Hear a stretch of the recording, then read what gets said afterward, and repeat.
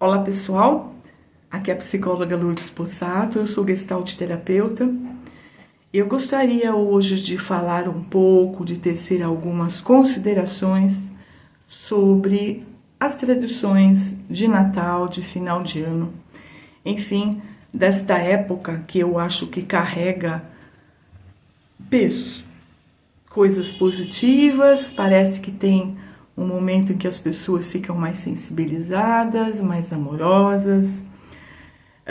Mas o que eu acho que é importante entender é que essa tradição vem de muito tempo atrás, né?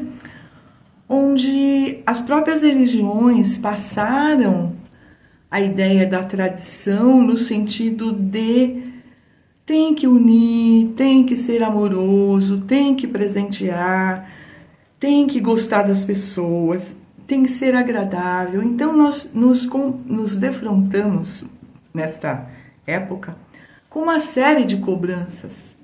Cobranças de ter que dar presentes, cobranças de ter que se reunir, cobranças de ter que ser tradicional. E essa tradição, às vezes, dentro das famílias, ela dura décadas. Eu vou pegar, por exemplo, a minha família, onde a avó paterna, enquanto ela estava viva, todos os 9 irmãos e as suas respectivas famílias se reuniam na casa de uma tia, porque a avó morava com essa tia.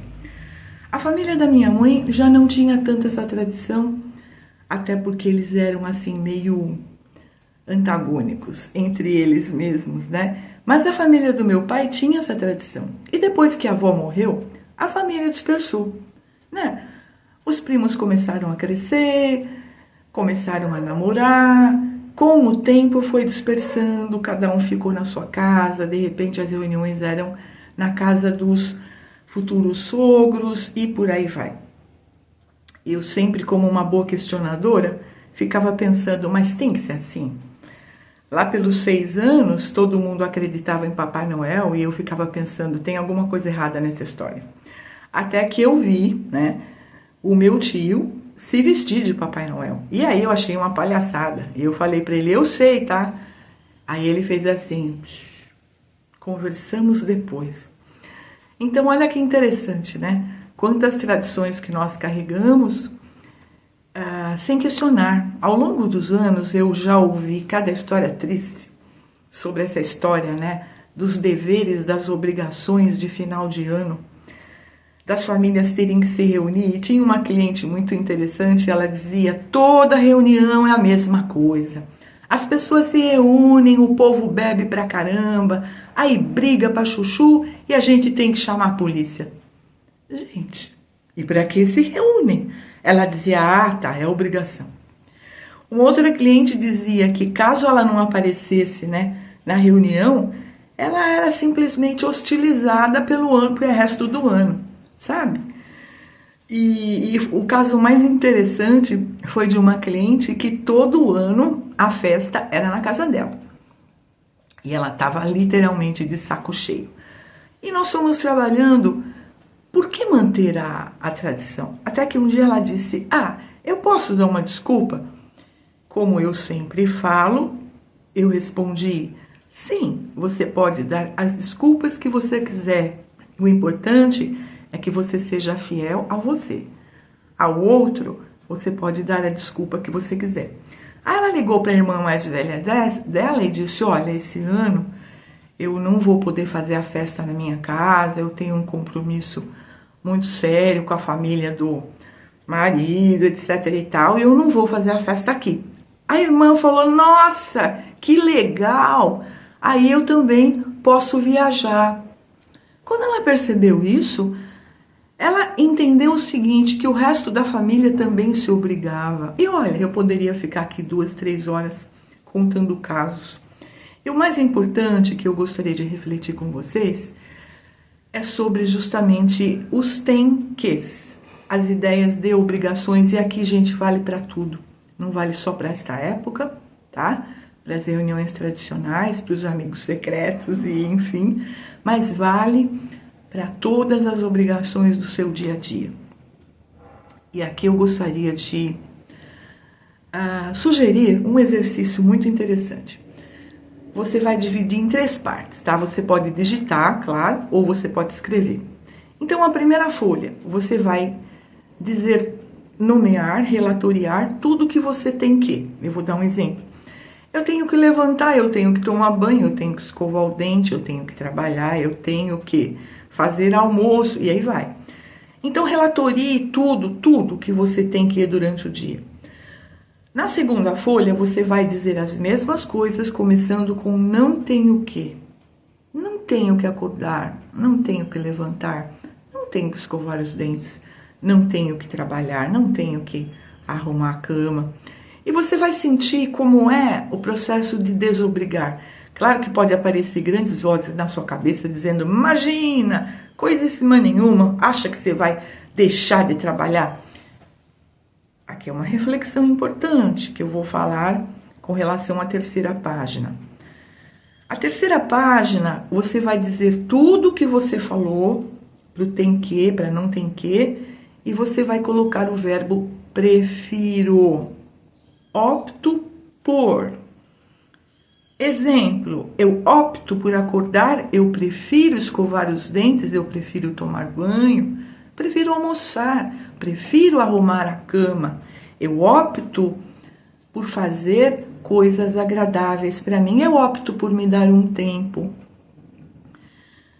E nós vamos, nessa terceira folha, refletir para trazer a nossa natureza à tona. Então, a terceira folha, ela oferece a conexão com a não obrigação, mas sim com as escolhas. Então, vamos entender. As ideias de obrigações são as crenças que nós absorvemos. O nosso ego, que foi moldado, formatado pelos valores culturais, tradicionais, sociais, familiares, essa coisa toda. O não tem que é o vazio. Para, não tem que nada, pode parar. O terceiro é a conexão com a sua natureza verdadeira, com o seu poder real, que é o seu livre-arbítrio. Eu opto. Eu prefiro. Isso é bacana, gente, tá? Então, eu sugiro que você faça esse exercício.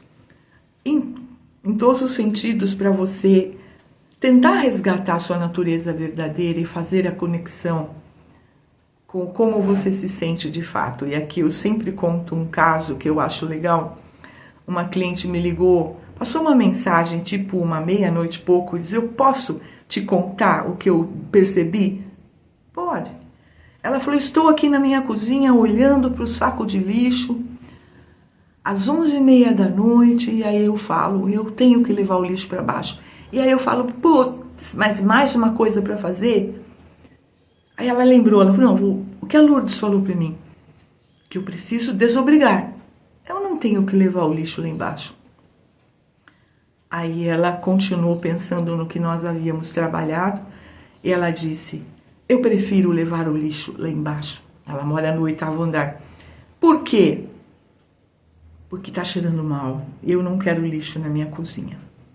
Olha que legal, gente. Ela me ligou porque ela queria passar para mim que ela havia, finalmente ela entendeu o significado da obrigação, da desobrigação e da preferência, que é o livre-arbítrio, a nossa capacidade, o nosso poder de fazer boas escolhas para nós. E uma outra reflexão aqui atrelada a essa época tão dramática são os rituais. Sabe aquela história? Ai, tem que botar a roupa tal, tem que botar a flor vermelha na casa, tem que tomar um banho de ervas no final do ano, tem que pular 7 ondas e tem que comprar uma calcinha e um sutiã na mesma cor e a cueca idem, porque agora quem vai reger e manjar, então tem que ser azul ou branco ou dourado, sabe, para riqueza, ou cor-de-rosa para o amor. E aí vamos acender a vela tal e vamos fazer tais orações. Gente, vamos parar. Não é o objeto que você carrega, não é a guia que você carrega, não é a cruz que você carrega. Eu gosto de pedrinhas, gosto. Estudei muito sobre os cristais. Hoje eu entendo muito que certas coisas que eu dava crédito não são verdade, tá? Mas eu gosto dos cristais, eu acho eles lindos, eu adoro a cor rosa. Quem me conhece sabe que eu adoro tudo que vai do rosa ao lilás, desde sempre. Então, se eu visto o que eu visto e uso o que eu uso, é porque eu gosto, porque eu acho bonitinho. Agora, eu não espero disso uma proteção. Carregue um quartzo rosa e atraia o amor da sua vida. Gente, nada mais palhaçada do que isso. Tome um banho de rosa vermelha, sabe? Ofereça as pétalas com uma vela vermelha para pombagira, para você atrair o amor da sua vida. Outra babaquice. Então, gente, tirando aqui as crenças religiosas, eu não vou criticar, eu estou falando dos rituais. Você está dando um poder para um objeto, você está dando um poder para uma coisa, você está dando poder. Quem dá o poder? Você. Onde está o poder? Com você. Para pensar. Se o poder está com você, está com você. Não está lá fora. O que você precisa é resgatar o poder, centralizar. É aquilo que eu falei da terceira folha. Conectar-se com a sua natureza. O que eu quero? O que eu vou fazer? Quais os passos para conseguir o que eu quero? Claro que depende da gente. Sabe essa história? Ah, mas eu vou ficar pensando e eu vou atrair. Não vai. Só com o pensar, não vai. Tem leis aqui. Nós precisamos pensar, sentir e agir de uma maneira consistente. Isso está no meu livro Equilíbrio Emocional. Como promover a harmonia entre pensar, sentir e agir. Porque se não tiver essa harmonia, não tem concretização. É como se você ficasse pensando, nossa, eu estou com muita sede, vou mentalizar para que um copo de água gelada apareça aqui na minha frente. Não vai aparecer. E se você ficar pensando, nossa, eu estou com muita sede. Nossa, eu queria tanto tomar um copo de água gelada. Você fica 2 horas pensando nisso. Quando você vai satisfazer a sua necessidade? Ou quando você pedir para alguém trazer para você, ou quando se levantar e for pegar.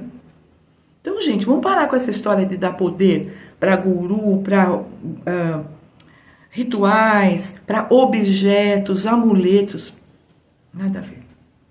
Vamos pegar esse poder que está na nossa natureza e vamos transformá-los em ações, disciplinas, concretização, que não é do nada. Tudo tem um jeito de fazer. Sabe, nós estamos no plano físico, lembre disso. Tudo tem um jeito, tudo tem um tempo. Por mais simples que seja, eu quero um copo de água gelada. Eu preciso ver se a minha água está gelada. Se eu estou perto da geladeira, se eu estou perto de uma lanchonete para pedir uma água gelada. E para gelar a água tem condições. Não é assim, peguei a água do filtro, coloquei na geladeira, 30 segundos depois eu pego de volta. Não. Tem um tempo para gelar. Então para pensar, tudo tem um tempo, tudo tem um jeito de fazer. Você precisa perceber isso, encaixar nessa ordem, sem pensar, sentir e agir, criar uma sintonia, criar uma consistência. Aí você vai realizar as coisas que você quer, independentemente de botar esse poder em coisas, tá? Então é isso, gente. Reflexão importante, que vale para todos os momentos da sua vida, para todas as ações. E aqui eu reitero as perguntinhas que eu sempre oriento aos meus clientes. Primeira pergunta, como eu me sinto com isso? Eu preciso saber como eu me sinto com qualquer coisa. Então eu preciso perguntar como eu me sinto com isso. E eu vou sentir, eu faço a conexão comigo. Segundo, o que eu quero e o que eu posso fazer. Sabe por quê, gente? Para detectar o nosso limite. Tem coisas que eu quero e não posso. Tem coisas que eu posso e não quero. Então as duas coisas precisam também estar numa consistência, numa harmonia. Porque se eu não entender os limites que eu tenho reais, eu vou ficar me cobrando. Aí entra a personalidade perfeccionista, que eu até já fiz alguns vídeos sobre isso, pretendo fazer mais, que são personalidades assim extremamente pesadas, porque cobram e pressionam e querem ter o controle de tudo sem avaliar se realmente tem o poder para controlar, se está na sua mão. Gente, isso é tão importante para o equilíbrio, sabe? Então, reflitam sobre isso. Eu tenho aí vários livros, 10 livros escritos. Se você colocar no Google, você vai saber todos. O relançamento do último foi o Ansiedade Sob Controle, pelo Lar de Frei Luiz. Se você tiver alguma dúvida sobre como encontrar os livros, onde encontrar, dá um toque, estou à disposição. Então, gostaria que você deixasse aí o seu like, compartilhasse esse vídeo com a família, com os amigos, que eu sei que todo mundo pode ser muito ajudado através dessas reflexões.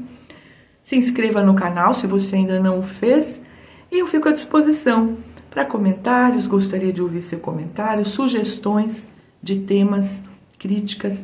Estou aberta e fácil de ser encontrada. Então, um grande abraço, boas festas para vocês, muita energia, muita luz, e que você esteja aberto para fazer o seu melhor por você. Grande beijo, até o próximo vídeo.